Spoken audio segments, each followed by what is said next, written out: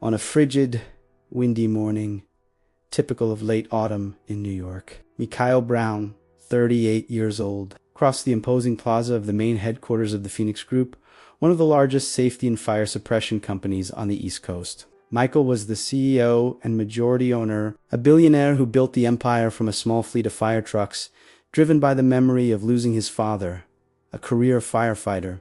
However, that day, he was far from looking like the mogul his name suggested. He wore a faded t-shirt under worn navy blue overalls, stained with simulated soot and grease, the uniform of a field technician. His hair, usually meticulously trimmed, was purposely disheveled under a plain cap. For a week, Michael had initiated a silent experiment, working undercover in the heart of his own operation. He wanted to feel the pulse of the company at the most basic level, understand the daily tensions, and crucially, observe the behavior of his new crop of executives, especially those who had risen quickly without a background in service. As he went through the main turnstile, he nodded to the security guard, who barely glanced at him. No one on the executive floor, except for his most senior chief of staff, knew of his presence there, much less his true identity. While waiting for the elevator to ascend to the 15th floor, where the strategic logistics sector was located, he noticed the hurried inattentiveness of the employees, most in suits and polished shoes, who steered clear of him as if he were an obstacle in their path. Michael felt a pang in his chest.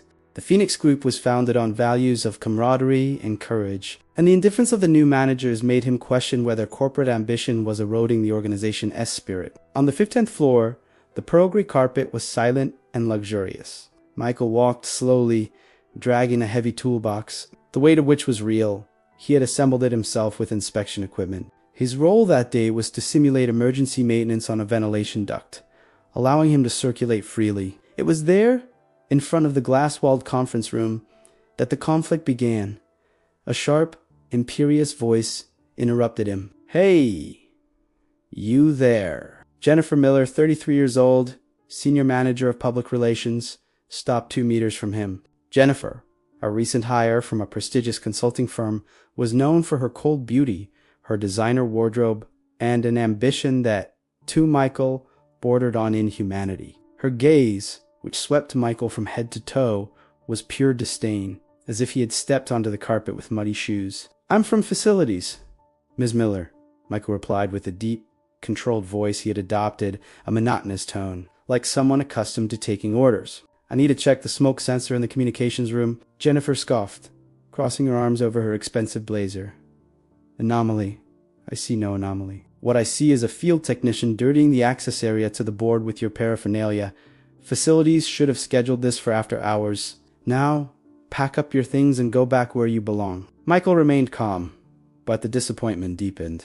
With all due respect, Phoenix safety protocol requires an immediate response to sensor alerts. "Don't talk protocol to me, you asterisk, handyman asterisk," Jennifer snapped, raising her voice, attracting the attention of other employees leaving their offices. "Your job is to fix things, not debate logistics with me. I am the senior manager of public relations and the authority here. Go back to the ground floor and wait for me or Ms. Davis to authorize your ascent, if we even do."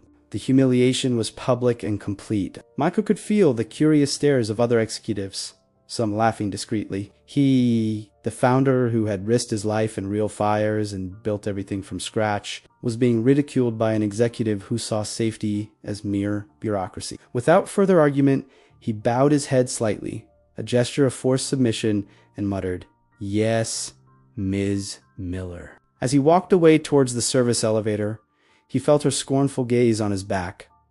But Jennifer didn't notice. She simply turned to a colleague and commented aloud, "That's why this company sometimes feels like a charity." Inside the empty elevator, Michael pressed the button for the top floor, his personal office. His face, under the stubble, was tense. He remembered every word Jennifer had said. The anger was real, but the pain of the betrayal of his company's values was greater. He had not created the Phoenix Group to harbor this type of corporate arrogance. From that moment on, the discreet audit he planned would turn into something more personal, more focused. He needed to find out if Jennifer's ambition was pure vanity or if there was something deeper behind that impenetrable facade of contempt.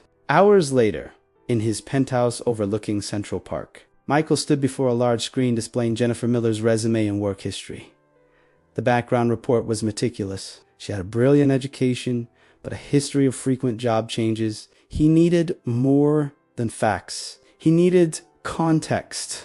He sent an encrypted message to his trusted legal assistant, Andrew, instructing him to initiate a quiet, in-depth investigation into Jennifer's finances and recent family history. The focus was not punishment, but understanding. The next morning, Michael returned to the 15th floor, this time with a slightly altered disguise, an inspection uniform for fire suppression equipment, with the insignia of a subcontracted company. He wanted to ensure his presence was seen as routine, something easy to ignore. His goal was simple: observe Jennifer for an entire week without her knowing that he was the man who signed her paycheck. He wanted to see the essence of her character manifest when she thought no one important was looking. Jennifer saw him briefly near the server room and rolled her eyes impatiently, but said nothing. His presence was, to her, just an annoying background noise. Michael, pretending to check a fire extinguisher, could hear snippets of her conversation with a colleague. She talked about the volume of work, the pressure of deadlines, and the need to cut dead weight from the field team, referring to the technicians Michael supposedly worked with. They are slow without initiative, Jennifer said, gesturing with her tablet. Those words hit Michael with the force of a punch. He thought of the hundreds of dedicated firefighters and technicians who were the backbone of the Phoenix Group. He saw her arrogance not just as a personal flaw, but as a threat to the corporation's core values. He wondered if respect, in Jennifer's view, was something to be earned only by asterisk status, and not by merit or humanity. At the end of the workday, as Michael packed his tools onto the cart, he saw her leave quickly, talking on the phone, her voice tense. "No, I already said, the payment is late. The hospital cannot wait." Her voice faded as she turned the corner. Michael stopped. The tension in her voice was not that of an executive dealing with a minor corporate issue. It was the tension of a person dealing with something desperate. The conflict, which began with an act of humiliation, was turning into a moral enigma for Michael. Was her arrogance genuine, or was it a facade? He felt a heat, a flame of curiosity that went beyond anger. He needed to know what was behind that mask of coldness. What was to come would change both of their lives in ways they could never imagine. Andrew's detailed report arrived in Michael's encrypted inbox late that night. It wasn't just a dossier. It was the narrative of a life marked by tragedy and pressure. Jennifer Miller, Achi 33, was not just an ambitious executive. She was a standing wall. The report revealed that she had been raised by her grandmother after her parents were victims of a fire, an irony that hit Michael hard. The fire, caused by negligence in an old rental building, had left her grandmother, 79, with chronic respiratory problems. Furthermore, her grandmother had been diagnosed just over a year ago with a serious condition that required full-time care and very expensive medications not fully covered by insurance. Jennifer was crushed under the weight of the hospital bills and, worse, the guilt. She had taken out 2 high-risk loans, totaling $380,000 to cover immediate costs, and the fear of losing her job was, in reality, the fear of losing the only source of support for her grandmother. Michael closed the digital file. The penny dropped with an unexpected weight. Her contempt was not just cruelty, but a desperate armor. She had learned the hard way that, in the cruel corporate world, fragility was synonymous with failure. She had to be tougher, colder, more ruthless than everyone else to survive, and, more importantly, to protect the only family she had left. The pain he felt from the humiliation turned into deep empathy and reluctant admiration for her resilience.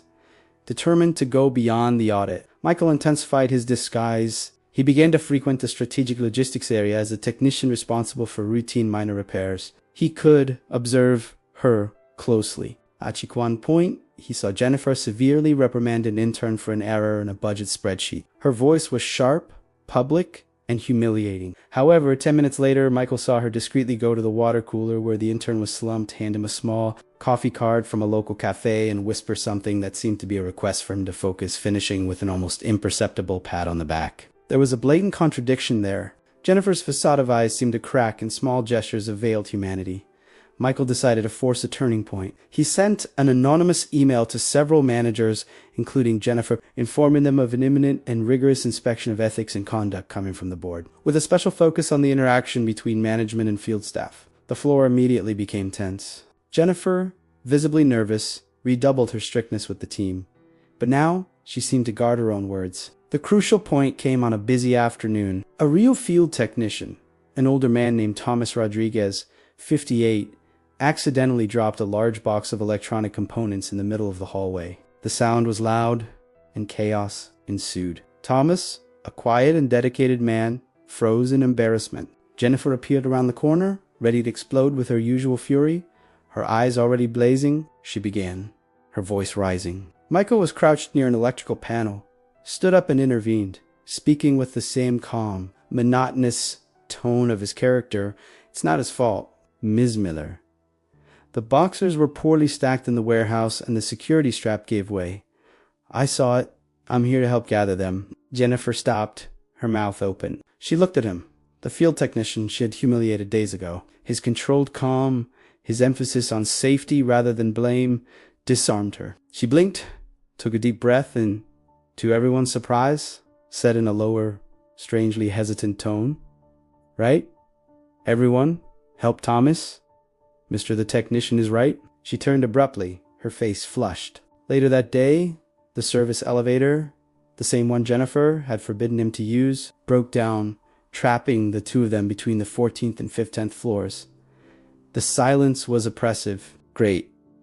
That's all I needed. Another delay, Jennifer grumbled, hitting the elevator wall. Michael, sitting on the floor, leaning against his tools, just watched her. Sometimes, he said calmly, his voice echoing slightly, the universe forces us to stop, to give us a chance to breathe. She laughed, a short, cynical laugh. You sound like a philosopher, not a field technician. I know what it's like to lose everything, Michael replied, looking directly at her for the first time without the disguise of apathy. I know that most people who look strong on the outside are fighting the hardest battles alone. And I know that money bo quotes his brutal honesty hit Jennifer hard. She looked away. For the first time, she didn't try to crush him with asterisk or contempt. She slowly sat on the floor on the other side of the elevator. You're right, she whispered, her voice almost inaudible. I'm exhausted. I'm trying to keep my grandmother alive, pay bills that double every month, and at the same time I have to look like the most ruthless and perfect manager in the company. Michael listened in silence as she vented about the pressure, the loneliness, and the constant fear of bankruptcy. The mask of ambition fell, revealing the tense, frightened face of an overwhelmed woman. He felt a deep connection with that pain, the pain of abandonment and the need to be strong. You don't have to be an impenetrable fortress. Jennifer, he said, her name sounding softer on his lips. Real strength is in who you protect. The elevator jolted back to life, breaking the spell. Jennifer got up quickly, her eyes moist, but her composure restored. Thank you, she said, her voice tight, avoiding eye contact. And about the box strap, ... Michael just smiled, a small, real smile, before returning to his silent technician persona. From that day on, the dynamic changed drastically. Jennifer, without understanding why, unconsciously sought Michael's presence. She was still strict, but there was a new caution in her behavior. She started greeting technicians and support staff with an almost forced good morning, and even thanked Michael for helping her find a lost document. Michael observed these small changes, knowing that the seed of empathy had been planted. However, she still didn't know the true mystery behind the man who had confronted her in the elevator and who was now cleaning her own hallways. If the story has captured you so far and you're eager to see Michael's mask revealed, subscribe to the channel right now. We want you to be part of our community of inspiring stories. And now, we want to know from you. If you are Michael, what would be your grand gesture of revelation? Would you publicly fire her for her initial arrogance, or surprise her with a life-changing offer of help? Leave your creative opinion in the comments. The moment of truth was approaching, accelerated by a major event the Phoenix Group had organized. The celebration of the 40th anniversary of its founding to be held in the building's Grand Ballroom, with the presence of the entire board of directors, shareholders, and employees of all levels. Michael had planned the event as the stage for the revelation. In the preceding week, however, Jennifer began to suspect. She noticed that the field technician was always present at the event's logistics meetings. Apparently, just to check the safety of the access points, but with a look that seemed to analyze every word spoken by the One day, she found his toolbox near the coffee station. Inside, A notebook was open. Jennifer froze. That man was not a technician. That man was a spy, a high-level auditor. On the anniversary night, the ballroom was stunning, filled with suits and designer gowns. Jennifer was impeccable in a black dress, but her nervousness was palpable. She tried to focus on her duties, but her eyes frantically searched for the field technician. The master of ceremonies announced the most anticipated moment, the speech by the CEO and founder of the Phoenix Group, Mikhail Braun, who had been absent from public events for almost 5 years. The ballroom lights dimmed, and a spotlight fixed on the entrance. The doors slowly opened. A man entered in a dark, perfectly tailored suit, his beard neatly trimmed and his hair styled, exuding power and serenity. The room fell silent. The man slowly ascended the stage. Jennifer's heart stopped.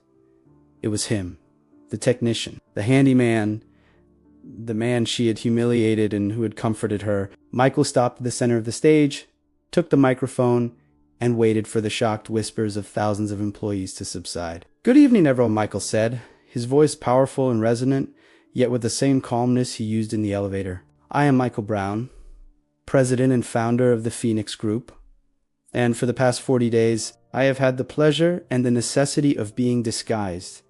I walked every floor. I was one of you, a frontline worker." He looked directly at Jennifer, who was frozen in the front row, her face burning, tears threatening to fall. "I learned a lot. I saw dedication. I saw passion. But I also saw arrogance. I saw contempt for the field staff, those who risk their lives every day. I saw the belief that asterisk status asterisk is worth more than character," Michael continued. "And to those who treated me with dignity, despite my stained overalls, I thank you." Jennifer felt the floor vanish. The feeling of shame was overwhelming, mixed with the realization of the terrible irony. The only person she had allowed herself to be vulnerable with was the man she had tried to kick out of the building. After the speech, the ballroom was in an uproar, but Jennifer didn't move. She waited until the crowd dispersed somewhat and, with trembling legs, headed backstage where Michael was surrounded by directors. He dismissed everyone with a wave of his hand. "Mr. Braun," she began, her voice cracking, I have no excuse. I was terrible to you. I humiliated you in public." Michael interrupted her, his gaze serene, but his tone firm. "And if it hadn't been me, Jennifer, if I were just Thomas, the technician who earns minimum wage to support his family," she lowered her head, unable to answer. Tears streamed down silently. "I was scared to be weak. I saw what happened to my grandmother, and by protecting yourself from pain, you were inflicting pain on others. You were losing the essence of leadership." "Respect," Michael replied. He took a leather folder from the table and placed it in her hands. Heritage. "I prepared this before the meeting." Jennifer's heart shattered. She could barely hold the folder, feeling her world collapse. He gestured for her to open the folder. Inside, there was a single document, employment and contract, Director of Social Projects. "You are hired," he said, "with a salary that, yes, can cover all your grandmother's medical expenses. I saw the financial report, but this is not an act of charity. This is an investment. I need someone with your intelligence and your fire to run our new foundation. You have the strength and now you have the empathy. I am giving you a chance to build something real, based on your knowledge of suffering." Jennifer looked at him, stunned, the termination letter in one hand and the contract for a new life in the other. "You're giving me a second chance, ... double quotes, no," he replied. His asterisk firefighter, asterisk gaze lit again. The look of someone who risks everything to save. "I'm giving us both a second chance. You taught me that pride hides pain." In the following years, Jennifer and Michael, now partners in building the Phoenix Foundation, transformed the company culture. Jennifer, having embraced humility, became a beloved leader. Jennifer never again looked at an employee in overalls with disdain, always remembering the lesson that a person's true worth is not in the clothes they wear or the position they hold. If you were moved by this journey of arrogance, forgiveness, and new beginnings, be sure to be part of our community. Hit the asterisk subscribe asterisk button and turn on notifications so you never miss the stories that touch the soul and transform perspective. We want to welcome you, our newest member, Tell us in the comments what city you are watching our stories from. Did you like this video? What was the biggest lesson you took away from Michael and Jennifer's story?